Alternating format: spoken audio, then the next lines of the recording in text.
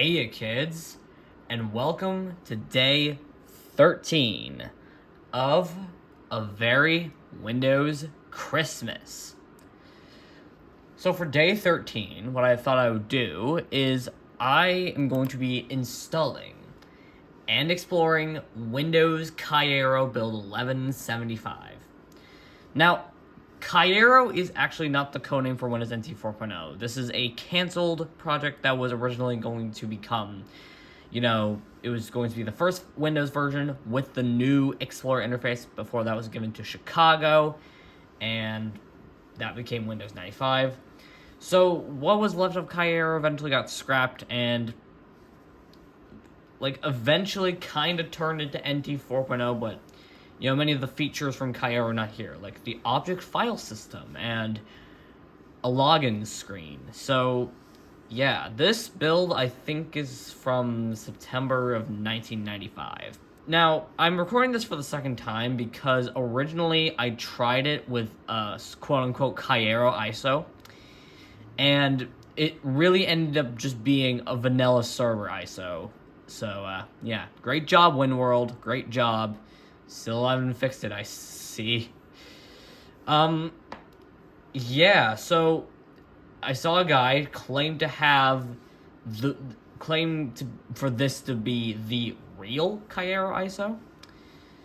So, yeah, hopefully this should be it. I do have it in already. So I already have a C and a D drive. Now, if you're wondering, why the hell do you have two drives? Well, you see, Cairo actually needs two FAT16 partitions, one to install to, and the other to convert to an object file system format.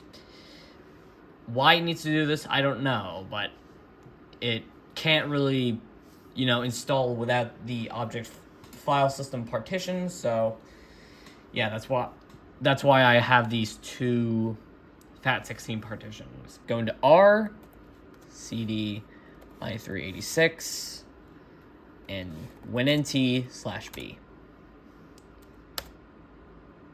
Oh, fuck! I always forget to lock it. Okay, I'm just gonna be running this on camera because the message you get when you try to lock it is so overly dramatic. It's hilarious. Warning. The lock command enables direct disk access by programs that can corrupt file names and or destroy disk data, resulting in the loss of files on your disk. Calm down, bro. I'm just trying to enable access for a program to just get its little grubby little hands on this. So let's go back to R, CD i386, WinNT/B. Not /V/B. There we go. We're on our merry way. Oh, yeah. For some reason, it's really dramatic at this one, too. Banana.Annie. Bro, you don't need this. Just shut up. Okay, now we should be on our merry way.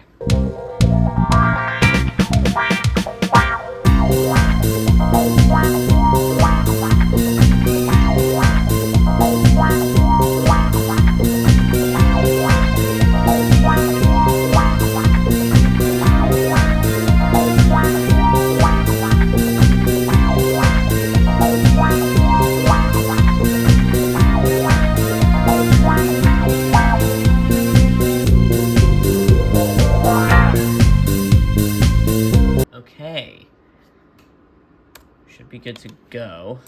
All right, let's just go through this real quick.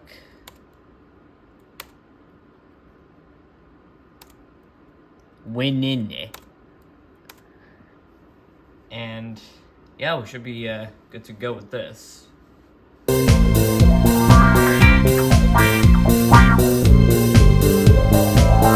Once again, I can't copy Banana.Annie. So let's just skip that. And we should be done soon, and we are. Alright, next. Now, I'm actually not going to enter TWF as my name because, well, it's actually recommended you type in Mike KE as the name, And let's just leave the organization blank, just in case. And for the computer name, it's going to be Mike KE33. All right, so let's just type in the name again. Just hope this works. No. I said no. All right, let's try this. Shit. Okay, so it can't actually find the, D drive, okay? That is interesting. Yeah, I can't actually find anything. Oh. Let's just continue with that just for shits and giggles. Domain. So just... There we go. Okay. DC. Continue with that. First DC. Just continue with that. Cairo STD. Well, that's an interesting name for a program. You can't tell this is going great. Let's just put in true color. Yeah, it's looking good to me. Yes. Okay. Okay. So now I'm kind of expecting this to fail, because if this says if the bootloader is on an OFS partition, the build will hang on boot. Let's just see if that's actually true. We should hang on boot at some point. Okay, so it looks like it's formatting and you know, converting the file system. Oh, never mind. Okay, looks like we are in. And yes, here we are, the boot screen. I did not see this on my last run with the fake ISO.